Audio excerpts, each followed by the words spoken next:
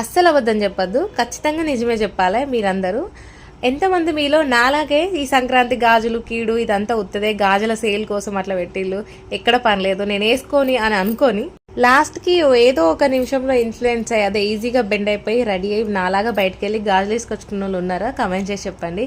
ఒక్క కొడుకు కోసం సరే గాజులే కదా, ఇల్లు బంగారమో ఇప్పటికిప్పుడు కొనాలంటే కష్టం, కానీ గాజులే కదా వేసుకుందాం అనుకున్నా. కానీ ఇందులో ట్విస్ట్ ఏంటంటే 5గురు దగ్గర డబ్బులు అడుక్కోవాలంటే నాకు కొంచెం నవ్వు వచ్చింది కాసేపు, ఎట్లా అడగాలని. కానీ తర్వాత అలవాటు అయిపోయింది. 5 మెంబర్స్ అయితే పేమెంట్స్ రిసీవ్ అయింది, ఆన్లైన్ ట్రాన్సాక్షన్స్ ఉన్నాయి, డైరెక్ట్ పేమెంట్స్ ఉన్నాయి.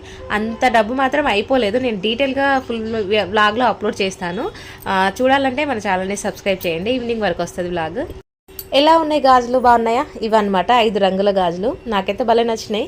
ఈ షాప్ వచ్చేసి మాకు కొంచెం దూరంలోనే ఉంటుంది, ఇంకా తీసుకెళ్ళడానికి ఆయన వచ్చాడనమాట. ఆయన ఉన్న ఆహన్ కలిసి మాకు పక్కనే కంగనాలు ఉన్నాయి కానీ వెళ్ళలేదు, అందులో ఎవరు లేరని.